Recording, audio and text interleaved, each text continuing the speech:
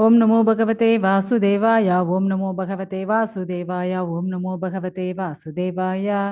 नारायणो नमस्कृत्यं नरं चैव नरोत्तमं देवीं सरस्वतीं व्यासं ततो जयउदीर्नष्टप्रायशब्दऋषि नित्यं भागवत सेवया भगवती उत्तम श्लोके भक्तिर्भवति शुभं करोति वाचालं भङ्गुं लङ्घयते किर्मित्कृपातमहं वन्दे श्रीगुरुदीनतारिणं परमानन्दमाधुषि चैतन्य ईश्वरम् ओम अज्ञानतिमिरान्धस्य ज्ञानागणशलाकया चक्षुर्मीलितं येन तस्मै श्रीगुरुवे नमः।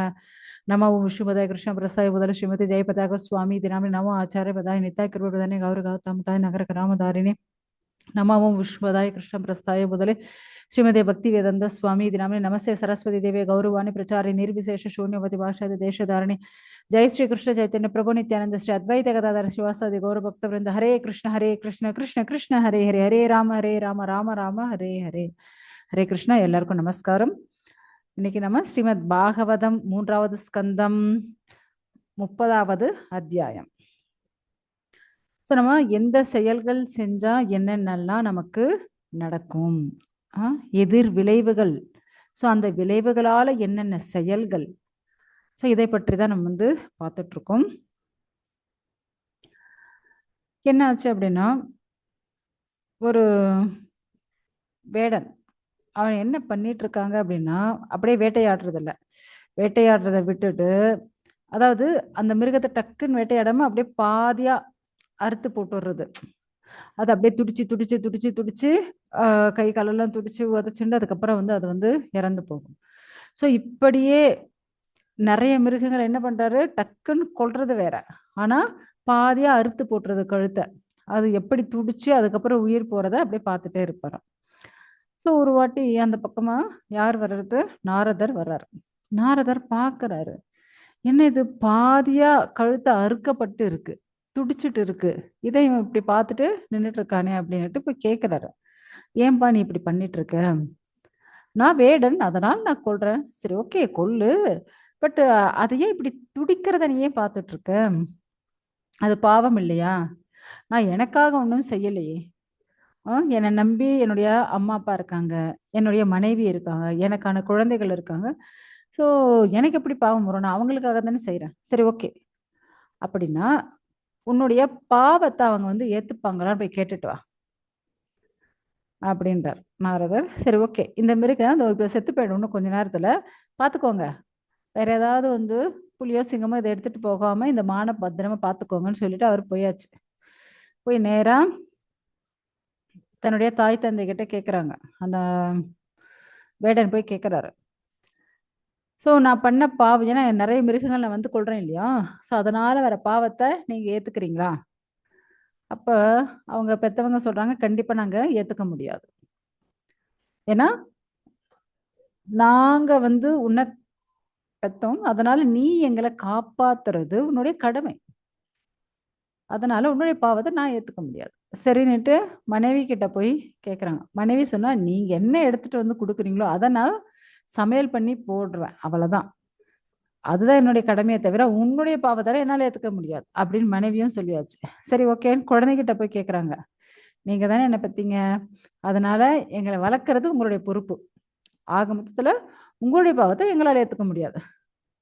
அப்ப நம்ம இவங்களுக்காக தானே இத்தனை காலம் நம்ம வேட்டையாடிட்டு இருந்தோம், இப்ப இவங்க 3 பேரே ஏத்துக்கலையே அப்படின்ட்டு திரும்ப அவர் வாபஸ் வர்றாரு. நாரதர்கிட்ட சொல்றாரு, சுவாமி யாருமே ஏத்துக்கல என்னுடைய பாவத்தை.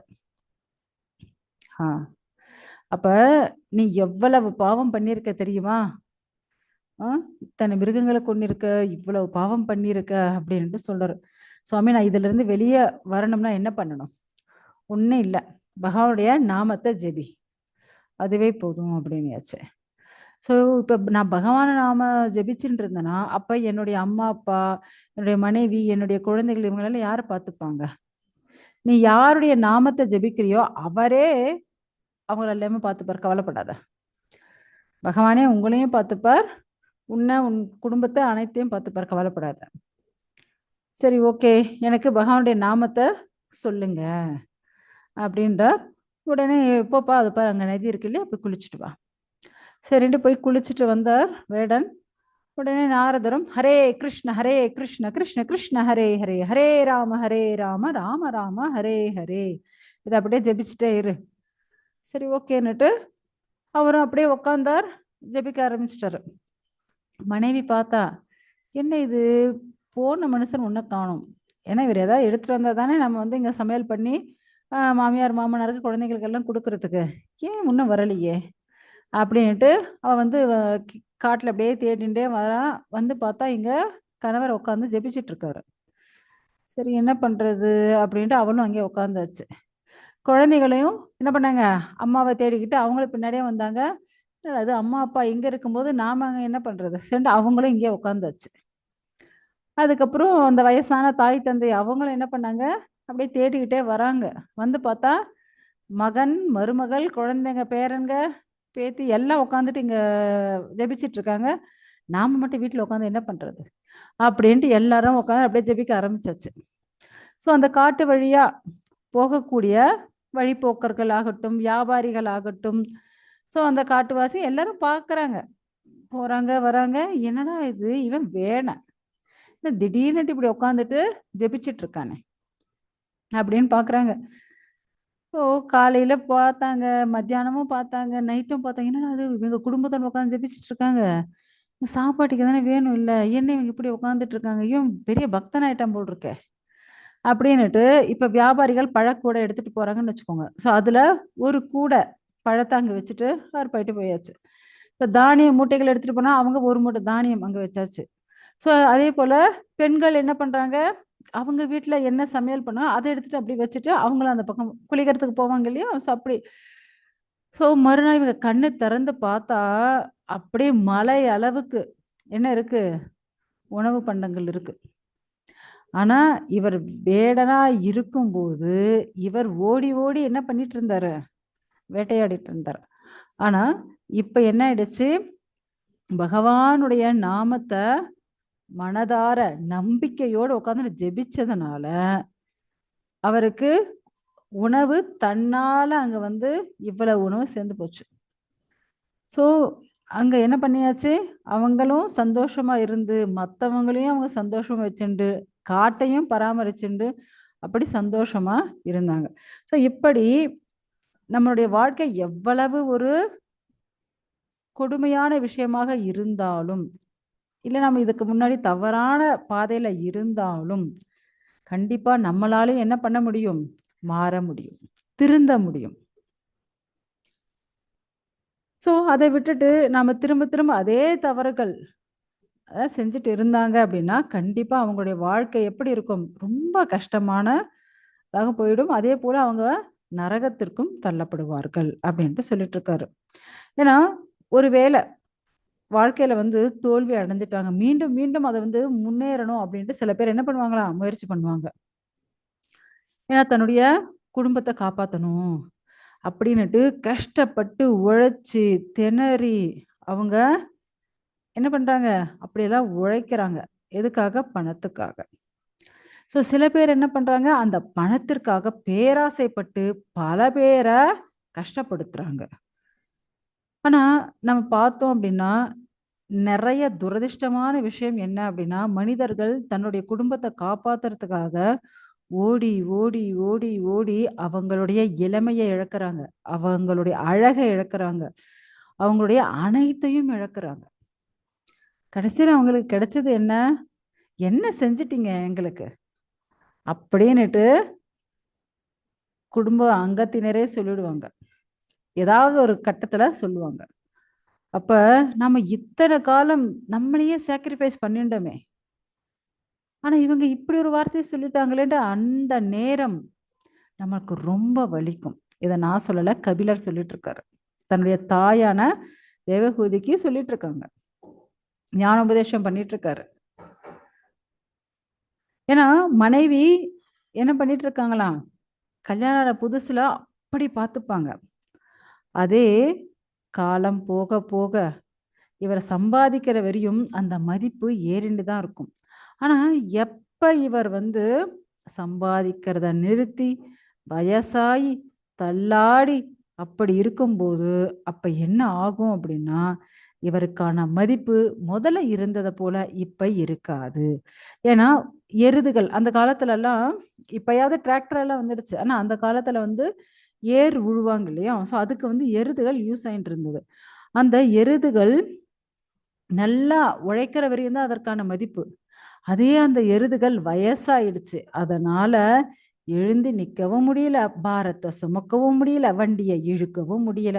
ஸோ இப்படி ஒரு கட்டத்துல அந்த எருதுக்கான மதிப்பு எப்படி இருக்கும்? கொஞ்சம் யோசிச்சு பாருங்க. இதேதான் ஒவ்வொரு ஆணுக்கும் ஆகட்டும், பெண்ணுக்கும் ஆகட்டும், வயசானதுக்கு அப்புறம் அவங்களுடைய நிலைமை இப்படிதான் இருக்கும் அப்படின்ட்டு சொல்லிட்டு இருக்காரு.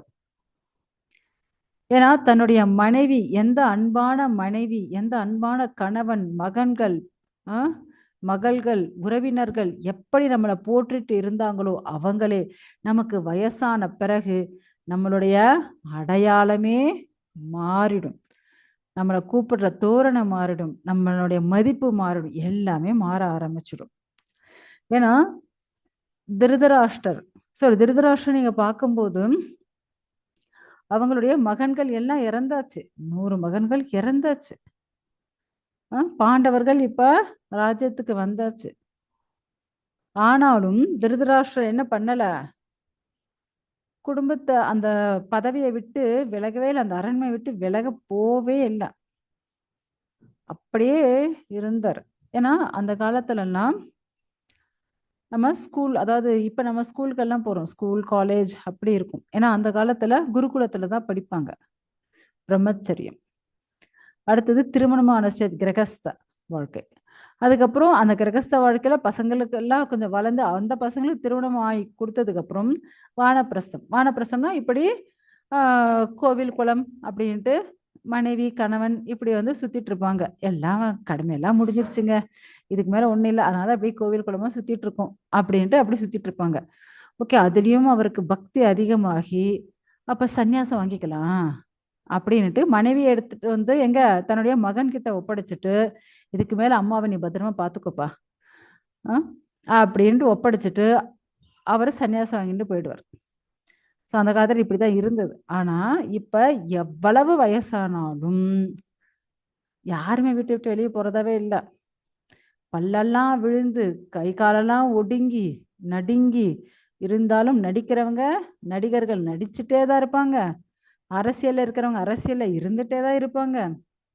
ஸோ குடும்ப வாழ்க்கையில இருந்துட்டே தான், யாருமே ரிட்டையர்மெண்ட் ஆகிறதே இல்லை. ஏன்னா நம்ம வேலையில பார்த்துட்டு இருக்கும்போது ஒரு ரிட்டையர்மெண்ட் அப்படின்ற ஒரு 60 வயசு 58 60 வயசுல கிடைக்குதா? ஆனால் அரசியல் இருக்கிறவங்களோ நடிகருங்களோ இவங்களுக்கெல்லாம் ரிட்டையர்மெண்ட் இருக்கா என்ன? கிடையாது. எவ்வளவு வயசானா அது வரையும் நடிச்சுட்டு எப்படியா பணம் சம்பாதிச்சுட்டே இருக்க வேண்டியதுதான். ஆனா அந்த காலத்துல இப்படி வர்ணாசிரம தர்மங்கள் ஃபாலோ பண்ணிட்டு இருந்தாங்க. அந்தந்த வர்ணங்கள் அந்தந்த ஆசிரமங்கள்ல பர்ஃபெக்டா இருந்தாங்க. ஆனா இப்ப அப்படியெல்லாம் இருக்கவே கிடையாது. ஆனா இந்த திருதராஷ்டிரன் என்ன பண்ணாரு, அந்த ஏஜ் ஆனதுக்கு அப்புறமும் எல்லா மகன்களும் இறந்தாச்சு, ஆனாலும் அவர் வந்து வீட்டை விட்டு எங்கேயும் போகவே இல்லை, சந்தோஷமா சாப்பிட்டுட்டு நல்லாதான் இருந்தார். அவங்க பசங்களே இறந்து ஒரு 34 36 வருஷம் ஆயிடுச்சு. ஸோ அந்த நேரத்துல விதுரர் வர்றாரு. விதுரர் வந்து பாக்குறாரு, அண்ணா நீங்க எப்படி இருக்கீங்க? நான் ரொம்ப நல்லா இருக்கேன்ப்பா, என் பசங்களை விட பாண்டவர்கள் ரொம்ப நல்லா பாத்துக்கிறாங்க.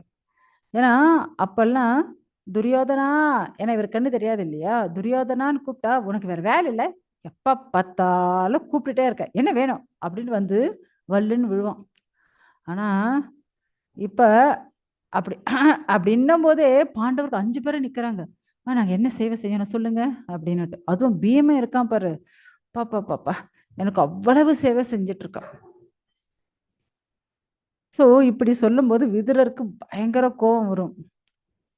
எந்த பாண்டவர்கள் அழியணும்னு நீ நினைச்சியோ, எந்த பாண்டவர்களுடைய வீட்டுக்கு நீ தீ வச்சையோ, எந்த பாண்டவர்களுக்கு விஷத்தை கொடுத்தையோ, எவ்வளவு அவங்களுடைய நிலத்தை ஆக்கிரமிச்சுட்டு அந்த சூதாட்டத்துல அவங்க காட்டுக்கு போய் வந்தாலும் அதை கொடுக்க மாட்டேன்னு சொன்னியோ, அவங்க வீட்லயே உக்காந்துட்டு சாப்பிட்டுட்டு இப்ப அவங்களே பெருமையா பேசிட்டு இருக்க, உனக்கு வெக்கமாவே இல்லையா அப்படின்ட்டு பயங்கரமா அவருக்கு அட்வைஸ் பண்ணுவார். விதுர நீதி இருக்கு, அதை படிச்சோன்னு வச்சுக்கோங்க, இன்னும் நமக்கு நல்ல ஞானம் வளரும்.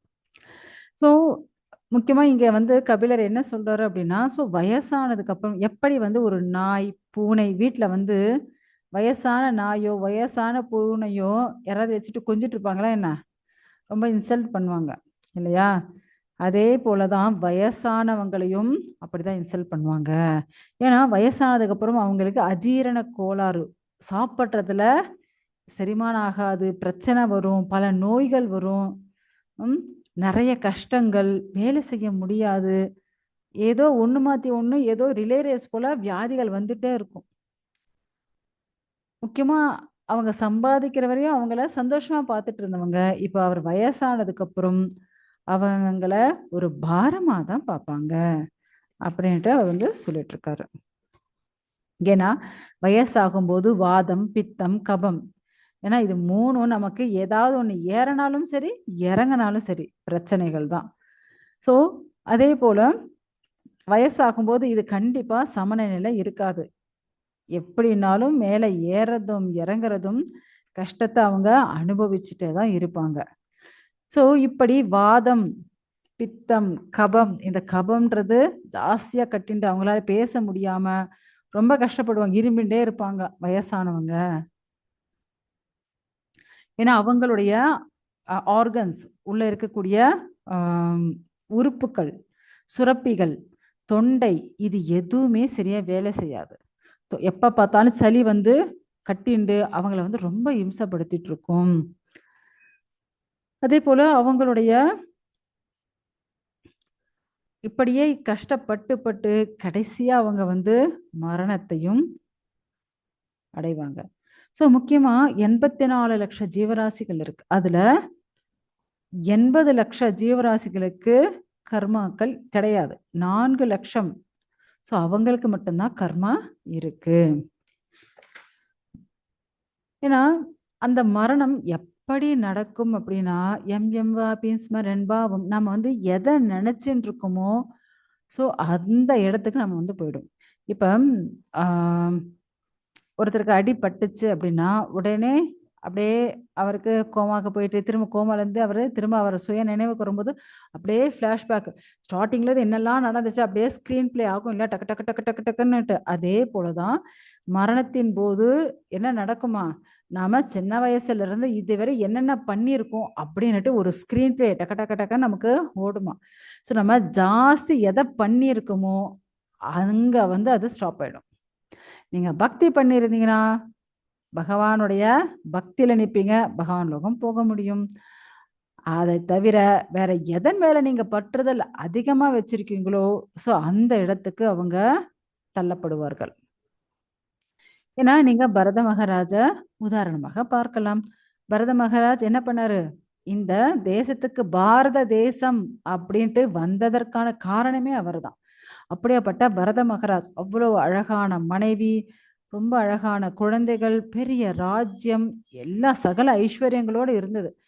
ஸோ ஆனாலும் போதும். எனக்கு இந்த வாழ்க்கை ரொம்ப சலிச்சு போச்சு. அதனால தன்னுடைய மகனுக்கு முடிவு சூட்டிட்டு இவர் என்ன பண்ணாரு? காட்டுக்கு வந்து பகவான் நினைச்சு தபஸ் பண்ணிட்டு இருந்தார். ஆனா எல்லாத்தையும் விட்டார். ஆனா கடைசியில என்ன பண்ணியாச்சு? அங்க ஒரு மான் அதாவது பிரெக்னெண்டா இருக்கு அந்த மானு. ஸோ அந்த நேரத்துல அது தண்ணி குடிச்சிட்டு இருக்கும்போது பின்னாடி ஒரு புலி வந்து உருமுற சத்தம். ஸோ உடனே இந்த மான் பயந்து எகிறி குதிச்சு ஓடுது. அந்நேரத்துக்கு என்ன ஆகுது? அதனுடைய கர்ப்பத்தில் இருக்கக்கூடிய அந்த குழந்தை வந்து வெளியே பிறந்து வெளியே வந்துடுது. அந்த மான் திரத்திட்டே அந்த புலி போய் அதை சாப்பிடுச்சு. இப்ப அந்த குட்டி மான் குட்டி என்ன ஆயிடுச்சு? தண்ணியில விழுந்துருச்சு. பரத மகாராஜ் பாக்குறாரு. ஏன்னா அங்கதான் அவர் குளிச்சுட்டு இருக்காரு.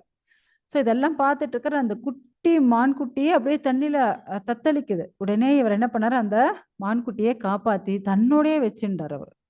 ஸோ அதுக்கு பால் கொடுத்து அதை பராமரிச்சு வச்சுட்டு இருந்தார். கடைசியா என்னாச்சு? அந்த மான் மேல அவருக்கு ஒரு பற்றுதல். ஐயோ நான் இல்லைன்னா இந்த மான் எப்படி வாழும்? ஏன்னா இந்த லோகத்தில் இருக்கிறவங்க எல்லாரையும் நம்மளால காப்பாற்ற முடியுமா என்ன? யாரையுமே நம்மளால காப்பாற்ற முடியாது. ஓ எனக்கு வந்து சப்போஸ் மரணம் வந்துடுச்சுன்னா இந்த மானை யார் காப்பாத்துவாங்க? இல்ல புலி வந்து சாப்பிட்டுருமோ? அப்படியெல்லாம் பயந்துட்டு இருந்தார். இவர் சாப்பிடும்போது அதுவும் சாப்பிடும். அது தூங்கும்போது இவரும் தூங்குவார். அது விளையாடும் போது இவரும் சந்தோஷப்படுவார், அது சோகமா இருக்கும்போது இவர் சோகமா இருப்பார். ம் இவர் குளிக்கும் போது அதுவும் குளிக்கும். ஸோ இப்படி இவர் என்னெல்லாம் பண்ணிட்டு இருக்கார், கூடயே அதுவும் கூடயே சுத்திட்டு இருந்தது. ஸோ இவருக்கு மரண தருவாயில, ஐயோ நான் இறந்ததுக்கு அப்புறம் இந்த மானை யார் பார்த்துக்குவாங்க அப்படின்ட்டு அந்த மானையே நினைச்சுட்டு இருந்தார். அந்த நேரத்துல உயிர் போயிடுச்சு. கடைசியா அவர் என்ன என்னாரு, அவர் மானா பிறந்தாச்சு. ஏன்னா நம்ம எதை நினைச்சுட்டு உயிரை விடுறோமோ அதுவாவே பிறந்துடும். ஆனா இவர் உயிரை விடும்போது யாரை நினைச்சிட்டு இருந்தார், மானதான் நினைச்சிட்டு இருந்தார். கடைசியில அவருக்கு ஒரு மான் பிறவி கிடைச்சது.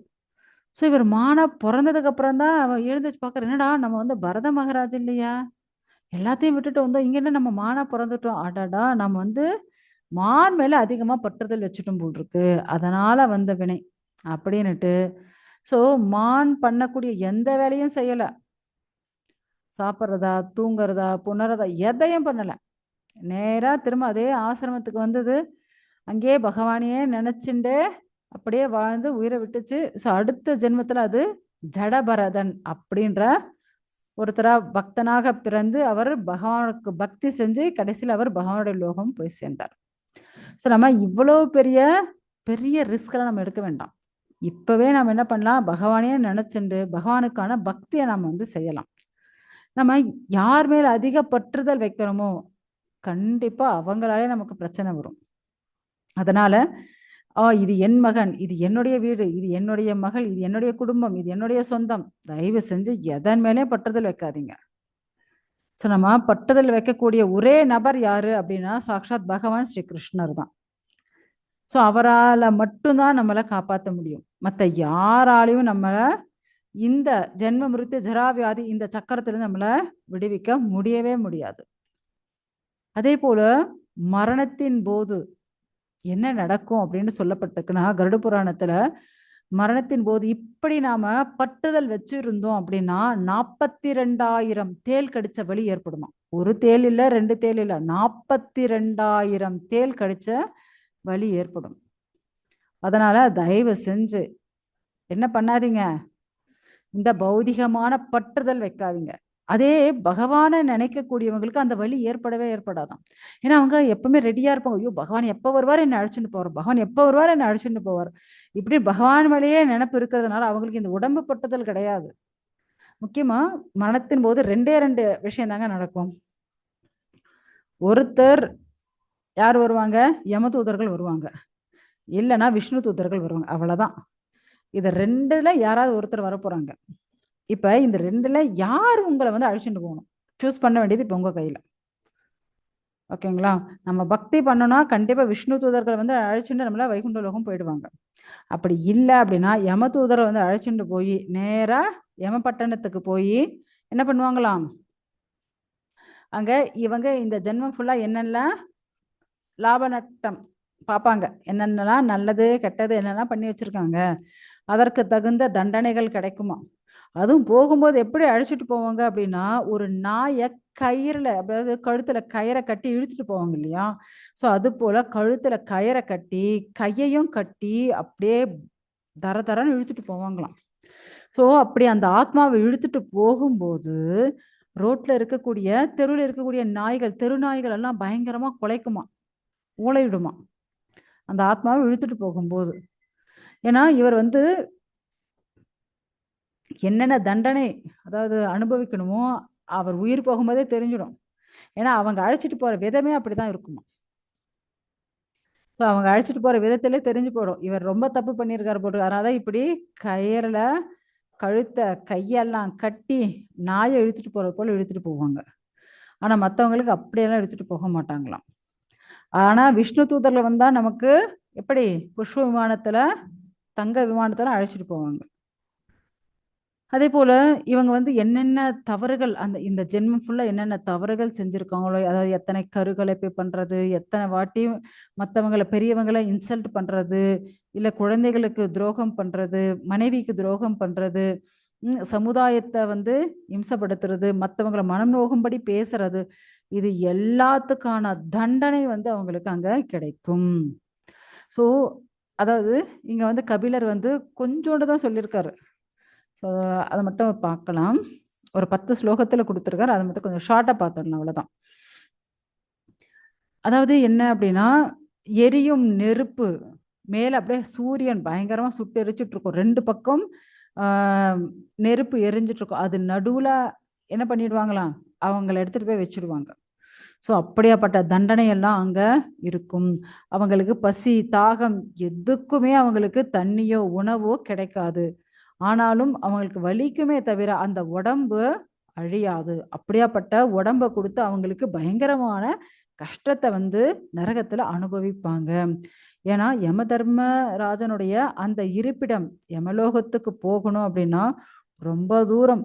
அவங்கள கொஞ்சம் வேகமா நடக்கல அப்படின்னா, அடிச்சு இழுத்துட்டு போவாங்களாம். ஏன்னா, இங்க இருந்து நம்மளோட பூமியில இருந்து அந்த யமபட்டணத்துக்கு போறதுக்கு 99 யோஜனை சாரி 99,000 யோஜனைகள். 99,000 யோஜனைகள். அதாவது 1 யோஜனை அப்படின்னா 8 மைல். ஓகேங்களா? கிலோமீட்டர்னால 1 மைல்னால 2 கிலோமீட்டர் வச்சுக்கோங்க. இல்ல 1 1/2 கிலோமீட்டர் வரலாம். ஆனா, இங்க பாருங்க 1 யோஜனைனால 8 மைல். இங்க நான் சொன்னது எவ்வளவு? 99,000 யோஜனைகள் இருக்காம்.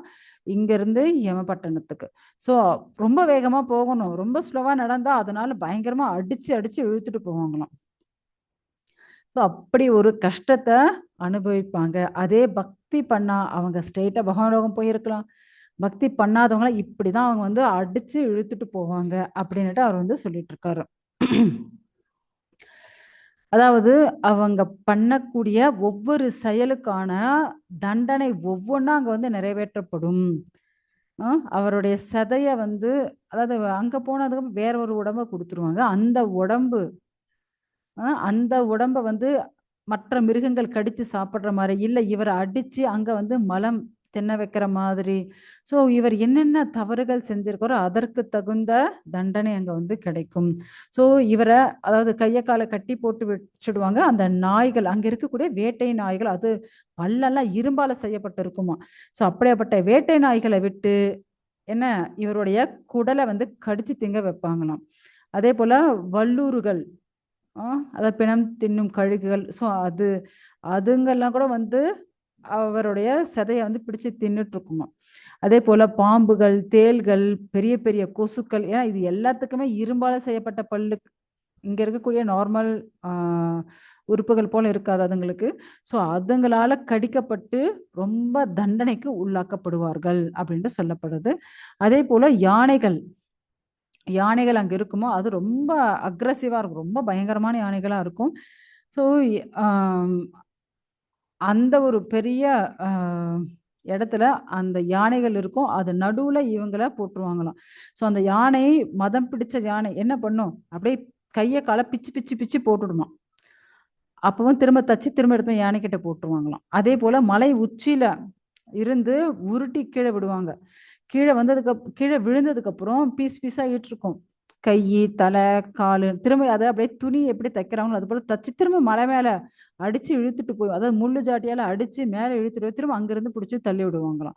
ஸோ இப்படியாப்பட்ட பயங்கரமான தண்டனைகள் எல்லாம் அங்க இருக்கு அப்படின்ட்டு தன்னுடைய தாய்க்கு சொல்லிட்டு இருக்காரு. ஸோ யார் ஒருத்தர் தன்னுடைய மனைவிய விட்டு மற்ற பெண்களோட உடலுறவு கொள்றாங்களோ, அதேபோல எந்த பெண்கள் தன்னுடைய கணவன விட்டு மற்ற ஆண்களோட உடலுறவு கொள்றாங்களோ, ஸோ இவங்களுக்கெல்லாம் அங்க இன்னும் பயங்கரமான தண்டனைகள். அதாவது காதல்ன்னு சொல்லுவாங்க. ஸோ இதுபோல கள்ளத்தனமான இன்பத்த அனுபவிக்கக்கூடியவர்களுக்கு தாமிஸ்ரம், அந்த தாமிஸ்ரம், ரௌரவம், மகாரௌரவம் இப்படியாப்பட்ட நரகங்கள்ல வந்து ரொம்ப பயங்கரமான தண்டனைகள் வந்து சொல்லப்பட்டிருக்கு அப்படின்ட்டு சொல்லிட்டு இருக்காங்க. ஸோ அதனால தான் நாம என்ன பண்ணணும்? எப்பவுமே பகவத்கீதையில எப்படி பகவான் சொல்லியிருக்காரோ, அதன் பிரகாரம் நம்ம வாழ்க்கைய வந்து நடத்தணும். ஸ்ரீமத் பாகவதத்த கேட்டு நம்மளுடைய வாழ்க்கைய நெறிப்படுத்தணும், பக்தியா வளர்த்துக்கணும் அப்படின்ட்டு சொல்லிட்டு இருக்காரு. ஸோ பகவான் கபிலர் தொடர்ந்து என்ன சொல்றாரு அப்படின்னா, "ஓ என் அன்பு அன்னையே, இந்த நரகம் வந்து ரொம்ப பயங்கரமானது." ஸோ ஏன்னா பாவம் பண்ணவங்கள அப்படிதான் அழைச்சிட்டு போய் பயங்கரமான நரக தண்டனை எல்லாம் கொடுப்பாங்களாம். அப்படி கொடுத்தவங்க இப்ப எக்ஸாம்பிள் கொஞ்சம் யோசிச்சு பாருங்க. இப்ப யாராவது ஜெயிலுக்கு போயிட்டு வந்தாங்கன்னு வச்சுக்கோங்க. ஒரு 6 மாசம் ஜெயில்ல இருந்துட்டு வந்திருக்கா இந்த பொண்ணு. இந்த பொண்ண யாராவது திருமணம் செஞ்சுக்கோங்க அப்படின்னா, யாராவது திருமணம் செஞ்சுக்குவாங்களா என்ன? கண்டிப்பா கிடையாது. இல்லையா? அதே ஒரு ஆண், இல்லப்பா 1 வருஷம் ஜெயில்ல இருந்துட்டு வந்தான். இவன யாராவது திருமணம் செஞ்சுக்குவாங்க யாராவது திருமணம் செஞ்சுக்குவாங்களா? கண்டிப்பா கிடையாது. ஏன்னா அவங்களுக்கான மதிப்பு ரொம்ப ஒஸ்டா தான் இருக்கும் இல்லையா? ஸோ அதே போல யார் ஒருத்தர் இப்படி நரகத்துக்கு போய் வராங்களோ அந்த ஆத்மாக்கள் ரொம்ப கீழின பிறவிகளாக தான் பிறப்பாங்க. அதாவது நாயாக, பன்றியாக, குரங்காக, மிருகங்களாக இப்படிதான் வந்து அவங்க பிறப்பாங்களாம்.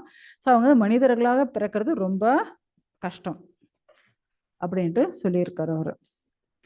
அதே போல இப்படி நாயா, பன்னியா, குரங்கா, மிருகங்களா பிறந்து திரும்ப அவங்க நெக்ஸ்ட் இப்ப நாயா பிறந்தாங்க, அடுத்த ஜென்மம் அவங்க வந்து மாடா பிறக்கிறது, அதுக்கு அடுத்த ஜென்மம் அவங்க மனிதனா பிறக்கிறது. ஸோ இப்படி அந்த ஸ்டெப்ல அவங்க வந்து திரும்ப மனிதனா பிறந்து அப்பவும் அவங்க தவறு செஞ்சாங்க அப்படின்னு திரும்ப நரகத்துக்கு போக வேண்டியதுதான். ஏன்னா மிருகங்கள் எல்லாம் நரகத்துக்கு போக முடியாது. ஏன்னா நான் சொன்னேன் இல்லையா, 80 லட்சம் ஜீவராசிகளுக்கு கர்மா கிடையாது.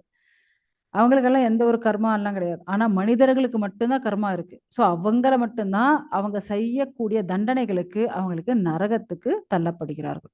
அதே போல அவங்க செய்யக்கூடிய நல்ல விஷயங்களுக்கு சொர்க்கத்துக்கும் அனுப்பப்படுறாங்க. ஓகேங்களா? அப்படி சொர்க்கத்துக்கு போனவங்க என்ன ஆனாங்க அப்படின்னா, அவங்க திரும்ப இந்த பூமிக்கு வந்ததுக்கு அப்புறம் அவங்க ஒரு நல்ல பணக்கார குடும்பத்துல பிறப்பாங்க. அப்படி இல்லைன்னா ஒரு நல்ல பக்தர்கள், வைஷ்ணவர்கள் குடும்பத்துல அவங்க வந்து பிறவி எடுத்து பக்தி பண்ணி அவங்க பகவான் லோகம் போக முடியும். ஸோ இப்படிதான் நரகத்துக்கு போறவங்க கீழின பிறவிகளாகவும், சொர்க்கத்துக்கு போய் வரவங்க ஒரு பணக்கார குடும்பத்துல நல்ல வசதி வாய்ப்புள்ள குடும்பத்துல பிறந்து அவங்களோட வாழ்க்கை வந்து ரொம்ப சிறப்பாக இருக்கும் அப்படின்ட்டு சொல்லியிருக்காங்க. அதே போல ஸோ இது அனைத்துமே என்ன அவங்களுடைய கர்மத்தின் பிரகாரம் தான் இது வந்து நடக்குது. அவங்க வந்து பாவம் பண்ணா கஷ்டத்தையும், புண்ணியம் பண்ணா சுகத்தையும் அவங்க வந்து அனுபவிக்கிறாங்க. ஸோ அதனால நம்ம வந்து எந்த ஒரு ஜீவராசியும் இது வந்து எந்த ஒரு மனிதர்கள் ஆகட்டும், எந்த ஒரு ஜீவராசியும் நம்ம வந்து நீச்சமாவோ இல்ல தப்பாவோ பார்க்கவே கூடாது. ஏன்னா எல்லாரும் அவங்கவங்க கர்மத்தின் பிரகாரம் தான் அவங்கவங்க அனுபவிச்சுட்டு இருக்காங்க. ஸோ அதனால நம்ம வந்து நம்ம குடும்பத்தின் உறவினர்கள் மேல இல்ல நம்மளுடைய குடும்பத்தின் மேல ரொம்ப பற்றுதல் இல்லாம, அப்படி பற்றுதல் இருந்தா என்ன பண்ணுவாங்க? தாமீஸ்வரம், அந்த தாமீஸ்வரம் அப்படியே தூக்கி நரகத்துல போட வேண்டியதுதான். ஏன்னா அந்த குடும்பத்தை காப்பாத்துறதுக்காக அவர் வந்து என்ன பண்ணியிருப்பாரு? நிறைய தவறுகள் செஞ்சிருக்கலாம். இல்ல தவறான வழியில பணம் சம்பாதிச்சுக்கலாம். அந்த பணத்த வச்சு குடும்பத்த நடத்தியிருக்கலாம். ஸோ அத யூஸ் பண்ணதுனால அந்த குடும்பத்துல இருக்கிறவங்களுக்கும் அந்த பாதிப்பு வந்து ஏற்படும். ஓகேங்களா? அதனால நான் எப்பவுமே நம்ம எப்படி இருக்கணும்? ரொம்ப நேர்மையாக, ஒழுக்கமாக, பக்தியோட நம்ம வாழ்க்கைய வந்து நடத்தணும் அப்படின்ட்டு அவர் வந்து சொல்றாரு.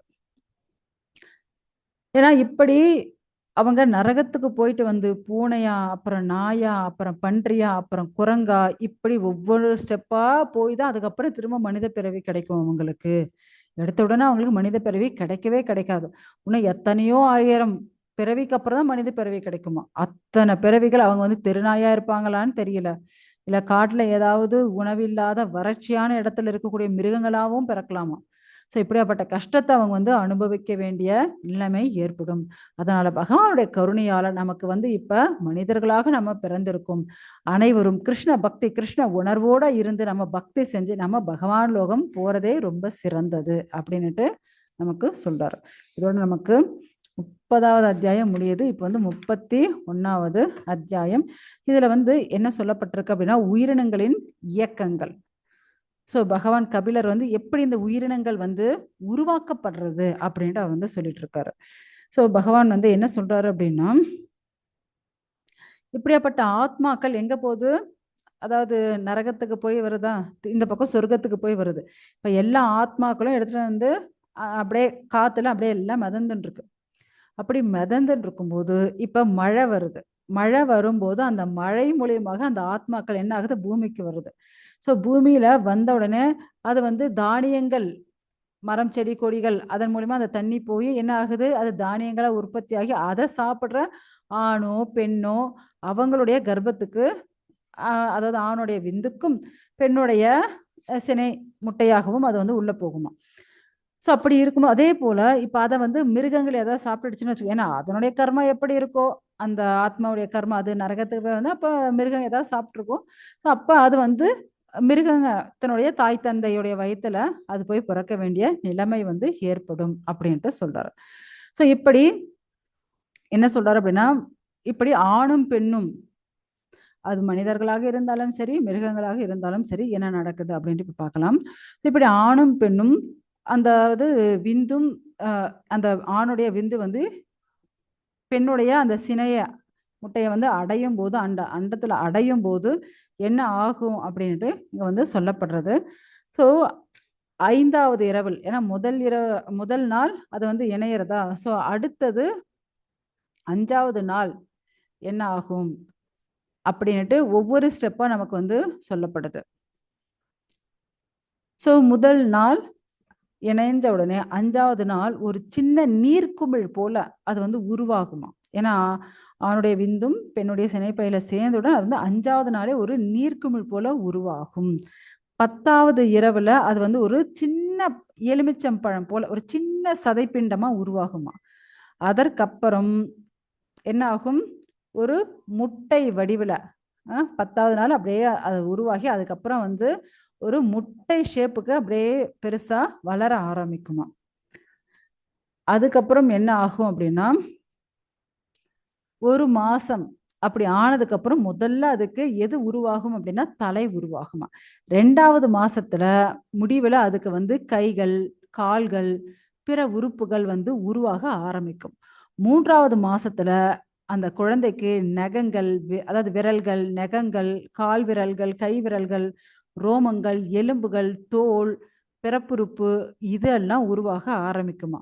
அதுக்கப்புறம் தான் அதுக்கு வந்து கண்ணு, மூக்கு துளைகள், காதுகள், வாய், மல ஜலம் கழிக்கிற உறுப்பு, ஸோ இது எல்லாமே வந்து உருவாக ஆரம்பிக்கும் அப்படின்ட்டு சொல்லப்படுறது. ஸோ இப்படி கருவுற்ற 4வது மாதத்துல அந்த குழந்தைக்கு என்ன உருவாகும் அப்படின்னா, அதாவது 7 தாதுக்கள் என்ன, அதாவது நினைநீர், குருதி, சதை, கொழுப்பு, எலும்பு, எலும்பு மஜ்ஜை, விந்து இப்படின்னுட்டு அனைத்தும் வந்து அந்த குழந்தைக்கு உருவாகும். அதுக்கப்புறம் 5வது மாசத்துல அந்த குழந்தைக்கு பசி, தாகம், எந்த உணர்வுகள் ஏற்படும். அடுத்தது 6வது மாசம் அந்த குழந்தை ஒரு அளவுக்கு ஒரு கருவாக, ஒரு முதிர்ந்த கருவாக உருவாகும். அதுக்கப்புறம் அது வந்து அசைய ஆரம்பிக்கும். குழந்தை வந்து அடி வயிற்றுல அசைய ஆரம்பிக்கும். 7வது மாதம் அந்த குழந்தை வந்து கான்ஷியஸோட ஒரு, அதாவது உணர்வோட இருக்கும். ஓகேங்களா. ஸோ உணர்வோட அந்த குழந்தை வந்து இருக்கும் அப்படின்ட்டு சொல்லப்படுறது. ஆனா இந்த குழந்தை வந்து வயித்துல இருக்கும்போது அதாவது தன்னுடைய தாய் சாப்பிடுற உணவோ, நீர் இதுதான் வந்து அந்த குழந்தைக்கு வந்து உணவாக போகுது. இப்ப கொஞ்சம் யோசிச்சு பாருங்களேன். இப்ப அம்மா வந்து இப்ப நம்மள ஒரு இருட்டு ரூம்ல ஒரு கோணிக்குள்ள உட்கார வச்சு இருட்டு ரூம்ல கட்டி வச்சாச்சு. அப்படியே கைய கால முடக்கின்னு ஒரு கோணிக்குள்ள அப்படியே உட்கார்ந்துட்டு இருக்கோம். திடீர்னு ஐஸ் வாட்டர் எடுத்துட்டு வந்து கொட்டுறாங்க மேல. எப்படி இருக்கும்? அப்பா இருட்டு ரூமு. ஒண்ணுமே தெரியல. கைய கால வேற கட்டி போட்டு அப்படியே முடக்கிட்டு உட்காந்துட்டோம் கோணிக்குள்ள. இதுல திடீர்னு ஐஸ் வாட்டர் எடுத்து வந்து கொட்டுறோம் அப்படின்னா பயந்து போயிடுவோமா? அதே கூத்து தான் குழந்தைக்கும். அம்மா திடீர்னு ஐஸ் வாட்டரை குடிச்சு இல்ல ஐஸா சாப்பிட்டு ஏதாவது பண்ணாங்கன்னு வச்சோ, குழந்தை உள்ள பயந்து போயிடுமா. என்ன திடீர்னு இவ்வளவு சில்லுன்னு வந்து நம்ம மேல விழுதே. அடுத்தது இப்ப அம்மா சூடு சூடா காஃபியோ பாலோ ஏதாவது குடிச்சாங்கன்னு வச்சுக்கோ, அதேதான். ஒரு கோணிக்குள்ள நம்ம இருட்டு ரூம்ல வச்சு கோணிக்குள்ள கட்டி வச்சிருப்போம். திடீர்னு சூடா எடுத்து அந்த காஃபியோ தண்ணியோ ஊத்துனா என்ன பண்ணுவீங்க? கொஞ்சம் யோசிச்சு சொல்லுங்க. பயந்து போயிடுவோம் நம்ம இல்லையா. ஸோ அதே நிலைமை தானா அந்த குழந்தைக்கு. ஸோ வயிற்றுக்குள்ள இருக்கும்போது அந்த குழந்தை வந்து அம்மா சாப்பிட்ற ஒவ்வொரு உணவுக்கும் அது பயங்கரமா ரியாக்ட் ஆகிட்டே இருக்குமா, பயந்து போயிடுமா. இப்ப அம்மா வந்து காரமா சாப்பிட்டாலும் சரி, புளிப்பா சாப்பிட்டாலும் சரி, சில்லுன்னு சாப்பிட்டாலும் சரி, சூடா சாப்பிட்டாலும் சரி, அந்த குழந்தை ஒவ்வொரு விஷயத்துக்கும் அது வந்து பயந்து பயந்து ரொம்ப கஷ்டப்பட்டுட்டு இருக்குமா. ஸோ இதேதான் மார்கண்டேய புராணத்துல என்ன சொல்லப்படுது அப்படின்னா, சில வகையான நல்ல ஆத்மாக்கள் என்ன ஆகும் அப்படின்னா, அதுக்கு எல்லா ஞாபகமும் வந்துடுமா. இந்த 7வது மாசத்துக்கு அப்புறம் எல்லா ஞாபகம் வந்துரும். அதாவது இதுக்கு முன்னாடி அது எத்தனை ஜென்மம் எடுத்துச்சோ, அது 100 ஜென்மமா இருந்தாலும் சரி, 200 ஜென்மமா இருந்தாலும் சரி, அந்த குழந்தைக்கு அனைத்தும் வந்து ஞாபகத்தில் வந்துருமா. ஞாபகத்துல வந்ததுக்கு அப்புறம் பகவான வேண்ட ஆரம்பிக்குமா. பகவானே தயவு செஞ்சு நான் திரும்பவுமா ஒரு கர்ப்பத்துக்குள்ள வந்து உட்காந்துட்டேன். தயவு செஞ்சு என்ன இங்கிருந்து இப்படியே அழைச்சிட்டு போயிடுங்களேன். நான் திரும்ப பிறக்க விருப்பப்படலை. அது எல்லா ஜீவாத்மாக்களும் பண்றது இல்ல. யாரெல்லாம் ரொம்ப சிறந்த ஆத்மாக்களோ அவங்களுக்கு அந்த ஞாபகம் வரும் அப்படின்ட்டு சொல்லப்படுறது. இப்படி அந்த குழந்தை வயித்துக்குள்ள இருந்துட்டு பிரார்த்தனை பண்ணுமா, திரும்பவும் நான் வந்து தொல்லைக்கு உட்பட விருப்பப்படல. பகவானே என்ன இங்க இருந்து இப்படியே அழைச்சிட்டு போயிடுங்க. நான் வந்து உங்களுக்கு நிறைய பக்தி சேவையெல்லாம் பண்ணணும்னு விருப்பம் இருக்கு. ஆனா நான் திரும்ப வெளியே போக விருப்பப்படல. நான் நேரா உங்களுடைய லோகத்துக்கு வந்து அங்கேயே உங்களுக்கு பக்தி சேவை பண்றேன். நான் வந்து பிறக்க கூடாது அப்படின்னுட்டு பிரார்த்தனை பண்ணுமா. ஸோ இந்த குழந்தைக்கு ஞாபகம் இருந்து இப்படிதான் பண்ணிட்டே நம்மளை பிரார்த்தனை பண்ணிட்டே இருக்கும். அப்படின்னு பகவான் வந்து பார்த்துட்டே இருப்பாராம். ஸோ அதுக்கப்புறம் என்ன ஆகும், இப்படியே அந்த அம்மாவுக்கு வந்து இந்த குழந்தை வந்து சுத்தின்ண்டே இருக்கும் இல்லையா, வழியில இந்த பக்கம் எந்த பக்கம் சுத்திட்டே இருக்கும். ஸோ இப்படி தலைக்கீழெல்லாம் சுத்திட்டு இருக்கும் அந்த குழந்தை. அப்படி சுத்திட்டு இருக்கும்போது என்ன ஆகும் அப்படின்னா, அதுக்கப்புறம் பகவானே என்னால முடியல, நீ வந்து என்னை கூட்டிட்டு போறதா இல்ல, சரி என்னை வந்து அட்லீஸ்ட் வெளியேவாவது அனுப்பிடு, நல்லபடியா வெளியே அனுப்பிட்டீங்கன்னு வச்சுக்கோங்களேன், நான் வெளியே போனதுக்கு அப்புறம் உங்களுக்கு நான் வந்து பக்தி பண்றேன். முதல்ல எப்படி சொல்லிச்சு, என்னை இங்கிருந்து கூட்டிட்டு போயிடுங்க, நான் வந்து வெளியே போக விருப்பப்படலை. ஆனா கொஞ்ச காலத்துக்கு அப்புறம் கொஞ்ச நாளுக்கு அப்புறம் என்ன ஆகுமா, பகவானே எனக்கு இங்க வலி தாங்க முடியல, இந்த இடுக்கட்டமான இந்த இடத்துல ரொம்ப கஷ்டமா இருக்கு, ரொம்ப அன்கம்ஃபர்டபுளா இருக்கு, தயவு செஞ்சு என்னை வெளியே விட்டுருங்க, நான் வெளியே வந்ததுக்கு அப்புறம் உங்களுக்கு நான் பக்தி சேவை பண்றேன், இந்த வயிற்றுல இருந்து என்னை விடுதலை பண்ணிடுங்களேன் அப்படின்னுட்டு கேட்க ஆரம்பிச்சிடுமா. ஸோ என்ன நடக்கும் அப்படின்னா, வெளியே குழந்தை வெளியே வந்துடும். வந்ததுக்கு அப்புறம் அந்த குழந்தைக்கு ஞாபகம் இருக்குமா, கண்டிப்பா கிடையாது, மறந்து போகும். ஏன்னா சில குழந்தை என்ன பண்ணுச்சு, பகவானே என்னை கூப்பிட்டுக்கோ, நான் இங்க இருந்து வெளியே போக விருப்பமே படலைன்னு நினைச்சிட்டு இருக்கோம். அந்த குழந்தையும் வெளியே வந்தாச்சு. எந்த குழந்தை வெளியே வந்தாலும் வெளியே வந்ததுக்கு அப்புறம் உள்ள என்னென்ன பிரார்த்தனை பண்ணிட்டு இருந்ததோ எல்லாத்தையும் மறந்து போயிடும். இப்படி மறந்து போய் திரும்பவும் என்ன நடக்கும், இந்த பௌதீக உலகத்துல இங்க இருக்கக்கூடிய தாய் தந்தையோட சேர்ந்துண்டு அவங்களுக்கு பிடிச்சது போல இந்த குழந்தை வளர ஆரம்பிக்கும். ஸோ வளர்ந்து அது என்ன பண்ணும், அதுவும் இந்த காம குரோத மோக மதம் ஆச்சரியங்கள் இதிலேயே அடிமைப்பட்டு கஷ்டப்பட்டு இப்படியே தான் சுத்திட்டு இருக்கும். ஆனா வயிற்றுக்குள்ள பிரார்த்தனை பண்ணது பகவான் ஞாபகம் வச்சுட்டு பார், குழந்தை மறந்து போச்சு, என்ன பண்றது. வெளியே வந்ததுக்கு அப்புறம் அப்பாவுக்கு பிடிச்ச மாதிரி படிக்கணும், அம்மாவுக்கு பிடிச்ச மாதிரி ட்ரெஸ் போடணும், அப்பாவுக்கு பிடிச்ச மாதிரி நடந்துக்கணும், அம்மாவுக்கு பிடிச்ச மாதிரி சாப்பிடணும், இப்படியே அம்மாக்கும் அப்பாவுக்கும் பிடிச்ச போலே நடந்து நடந்து நடந்து அது தன் உணர்வை மறந்து போயாச்சு. குழந்தை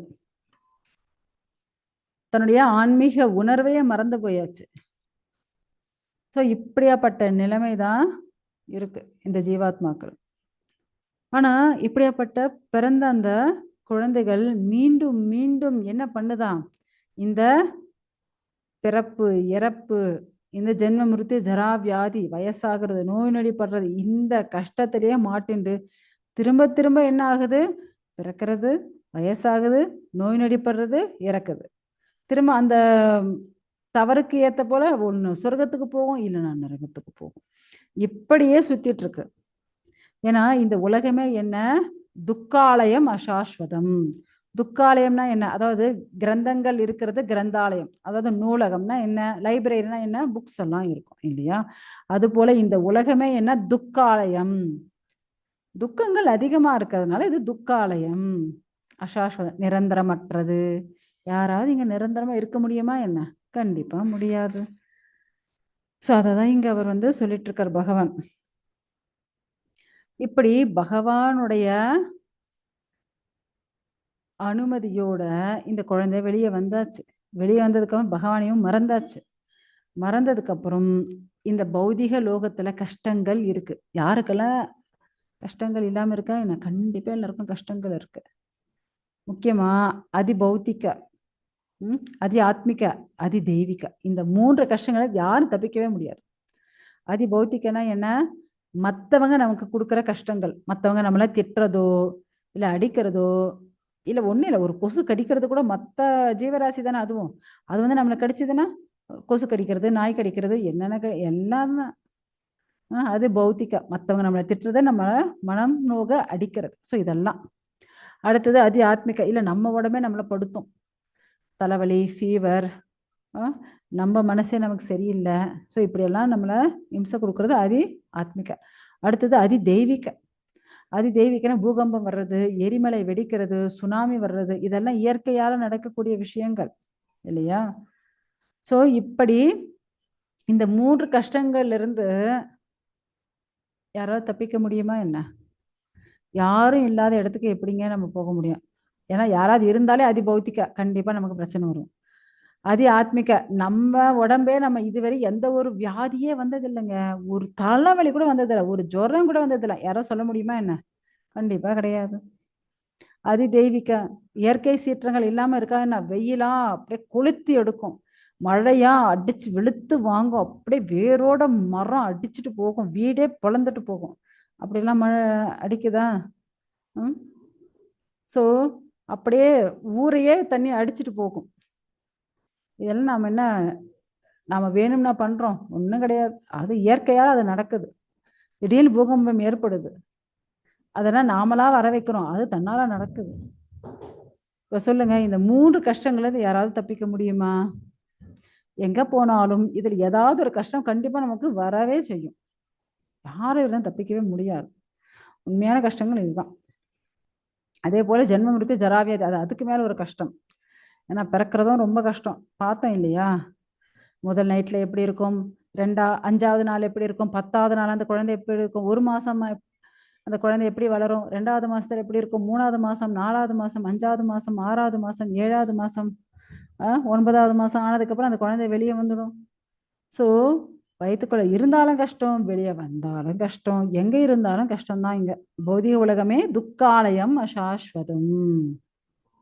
ஸோ அதான் இங்க சொல்லிட்டு இருக்காரு அவரு. இப்படி ஒவ்வொரு ஜீவராசியும் பகவானே கதி அப்படின்னுட்டு, யார் ஒருத்தர் அப்படி பகவானே கதின்னுட்டு பகவான் லோகம் போறாங்களோ, ஏன்னா குரு அண்ட் கிருஷ்ணரின் கருணையால மட்டும்தான் அவங்களால பகவானுடைய உலகம் போக முடியும். அப்படி இல்லை அப்படின்னா திரும்ப திரும்ப என்ன நடக்கும்? இங்கேயே தான் பிறக்கணும். ஏன்னா இப்ப நம்ம கர்மம் பண்றோம்னு வச்சுக்கோங்க, அந்த கர்மம் எல்லாம் என்ன, ஒவ்வொரு கர்மத்துக்கும் ஒவ்வொரு விதையா உருவாகுது. ஸோ அந்த விதையை திரும்ப போட்டா என்ன ஆகும்? திரும்ப அது முளைக்க ஆரம்பிக்கும், திரும்ப செடியாகி, திரும்ப மரமாகி பெருசாகும் இல்லையா? ஸோ இதே போலதான் நம்ம பண்ணக்கூடிய ஒவ்வொரு கர்மமும் அடுத்த ஜென்மத்துக்கு அடி போட்டுட்டே இருக்கும். ஆனா யார் ஒருத்தர் ஹரே கிருஷ்ண கிருஷ்ண கிருஷ்ண ஹரே ஹரே, ஹரே ராம ராம ராம ஹரே ஹரே, யார் ஒருத்தர் இப்படி பகவானுடைய ஹரிநாமத்தை ஜெபிக்கிறாங்களோ, அப்ப அவங்களுடைய அந்த கர்ம விதைகள் இருக்கு இல்லையா, சோ அந்த விதைகள் வறுக்கப்பட்டுடுமா. ஏன்னா வறுக்கப்பட்டுட்டா விதைகள் முளைக்குமா என்ன? முளைக்கவே முளைக்காது. சோ அதனால அவங்களுக்கு அடுத்த ஜென்மமும் கிடையாது. ஸோ யார் ஒருத்தர் கிருஷ்ண உணர்வோட கிருஷ்ண பக்தியில இருந்து பக்தி பண்றாங்களோ, அவங்களுடைய விதைகள் வறுக்கப்பட்டதுனால அவங்களுக்கு அடுத்த ஜென்மம் கிடையாது. ஸ்ட்ரைட்டா அவங்க பகவானுடைய லோகம்தான் போவாங்க அப்படின்ட்டு இங்க பகவானே சொல்றாரு. ஏன்னா இப்படி ஒவ்வொரு குழந்தையும் தன்னுடைய அம்மாவுடைய வயத்துல அப்படி ரத்தம், மலம், சிறுநீர் இப்படி எல்லாம் அந்த குழந்தை ஒரே பேக்குக்குள்ளே இருந்துட்டு கஷ்டப்பட்டுட்டு தான் இருந்திருக்கும். ஸோ அதுவும் என்ன, 1 நாளா 2 நாளா எத்தனை மாதங்கள், 9 மாதம் 10 மாசத்துக்கு அந்த குழந்தை இப்படிதான் ஒரு ஜெயில இருக்கிற போல கஷ்டப்பட்டுட்டு இருக்குமா. ஸோ இதுல இருந்து வெளியே போனா போதும் அப்படின்னு தோணும். திரும்ப நம்ம அப்படி ஒரு கஷ்டத்தை அனுபவிக்கணுமா என்ன? திரும்ப அப்படி 10 மாசம் போய் யாராவது ஜெயில உட்காரன்னு விருப்பப்படுறீங்களா? கையை காலை மடக்கி உட்கார்ந்துட்டு இருக்கணும் விருப்பப்படுறீங்களா என்ன? கண்டிப்பா வேண்டவே வேண்டாம். ஸோ நாம இப்பவே பக்தி பண்ணி நாம எல்லாரும் பகவானுடைய லோகம் போகலாம், அதுதான் நமக்கும் சிறந்தது. ஓகேங்களா? ஸோ அதுக்கப்புறம் அவர் என்ன சொல்றாரு அப்படின்னா, இப்படி பகவானுடைய கருணையால அந்த குழந்தைக்கு உடம்பு கிடைச்சாச்சு. ஸோ அப்படியும் சில ஆத்மாக்கள் என்ன பண்ணுமா, பக்தி பண்ண ஆரம்பிக்கும். ஸோ அவங்களுக்கு பகவானுடைய கருணையால என்ன பண்ணுது, அவருக்கு ஒரு நல்ல குரு கிடைச்சாச்சு. ஏன்னா குரு எல்லாருக்கும் கிடைக்க மாட்டாங்க. ஏன்னா குரு யாரு அப்படின்னா சாக்ஷாத் கிருஷ்ணருடைய பிரதிநிதி. அப்படி குரு கிடைச்சா அவர் என்ன பண்ணுவாரு? நம்மளுக்கும் கிருஷ்ணருக்கான ஒரு பாதையா இருந்து நம்மளை எடுத்துட்டு போய் கிருஷ்ணர்கிட்ட சேர்த்துடுவார். ஓகேங்களா? அதை விட்டுட்டு எப்ப பார்த்தாலும் ஆகார நித்திர பயம் மைத்துனா, என்ன சாப்பிடுறது, தூங்குறது, எங்க என்னுடைய உணவு, என்ன சாப்பிடணும், அது இல்லை இம்பார்ட்டன்ட். எங்க நான் தூங்குறது, எங்க நான் எப்படி நான் சந்ததி உற்பத்தி பண்றது, எப்படி நான் தற்காத்து கொள்றது, இது வந்து நார்மல் மிருகத்துக்கும் மனிதருக்கும் ஒரே மாதிரி தான் இருக்கும். தயவு செஞ்சு அதே போல திரும்ப திரும்ப அந்த சக்கரத்துல மாட்டிக்காதீங்க. எல்லாரும் கண்டிப்பா என்ன பண்ணணும்? பக்தி பண்ணி நாம பகவானுடைய உலகம் போகணும் அப்படின்ட்டு அவர் வந்து சொல்லிட்டு இருக்காரு. ஏன்னா நம்மளுடைய வாழ்க்கை எப்படி இருக்கும் அப்படின்னா, இந்த பௌதிக உலகத்துல ஒரு குருட்டு கிணறு. இப்ப நம்ம குருடன் ஆயிட்டு இருக்கோம். இந்த பௌதிக உலகம் என்ன மாயை. எது பார்க்குறோமோ அது நிஜம் கிடையாது, மாயை. அதுவும் ஒரு இருட்டு கிணறு. அதுக்குள்ள விழுந்தாச்சுன்னு வச்சுக்கோங்க, எப்படி அந்த குருடன் ஏறி வருவோம் மேல, இல்லையா? ஸோ அது போல நம்மளுடைய வாழ்க்கை வந்து ரொம்ப கஷ்டமானதாக மாறிடும். அதுல இருந்து விடுபடணும் அப்படின்னா கண்டிப்பா பகவான் விஷ்ணுவுடைய தாமரை திருவடியில நம்ம சரணடையணும். அது ஒன்னேதான் வழி. ஏன்னா அப்பதான் நம்மளை வந்து கடைசியில விஷ்ணு தூதரை வந்து அழைச்சிட்டு போவாங்க. அப்படி இல்லை அப்படின்னா அடிச்சு அடிச்சு யமதூதரை தான் வந்து அழைச்சிட்டு போகணும். ஓகேங்களா? ஸோ யார் வரணும், யார் வரக்கூடாது அப்படின்னு தீர்மானம் நீங்க தான் பண்ணணும். இப்படி அந்த குழந்தை கர்ப்பத்திலிருந்து வெளியே வந்து தன்னுடைய ஆசையெல்லாம் நிறைவேற்றுறதுக்கு எனக்கு பையன் பிறந்துட்டான், என்னுடைய பொண்ணு பிறந்துட்டா அப்படின்ட்டு அம்மா அப்பாவுடைய ஆசையை தூக்கி பசங்க தலைமையில வச்சு நீ இதை தான் படிக்கணும், அதை தான் படிக்கணும்னுட்டு குழந்தைகளை ஃபோர்ஸ் பண்றோம். ஆனா அந்த குழந்தைக்கு எது பிடிக்கும்னுட்டு நம்ம கேட்கறதையே மறந்தாச்சு. ஏன்னா கர்ப்பத்தில் இருக்கும்போது அந்த குழந்தை எப்படி இருந்தது? கஷ்டப்பட்டுட்டு தான் இருந்து, தலைகீழா மூச்சு, அதாவது தலைகீழாலாம் சுத்திட்டு இருந்தது, கஷ்டப்பட்டுட்டு இருந்தது, ஒரு இடத்துல நிலையா இருக்க முடியல. ஸோ அப்படி இருந்த அந்த குழந்தை வெளியே வந்ததுக்கு அப்புறமா அம்மா அப்பாவுடைய ஆசையை நிறைவேற்றக்கூடிய ஒரு பொக்கிஷமா போயிடுது. என்ன பண்றது? ஆனா இது அனைத்தையும் அப்படி தூக்கி ஒரு மூலையில வச்சுட்டு நாம என்ன பண்ணணும்? நாம கிருஷ்ண பக்தி பண்ணணும். ஓகேங்களா? ஓகே, ஹரே கிருஷ்ணா. ஏதாவது சந்தேகம் இருந்தால் கேட்கலாம். ஹரே கிருஷ்ண மாதாஜி.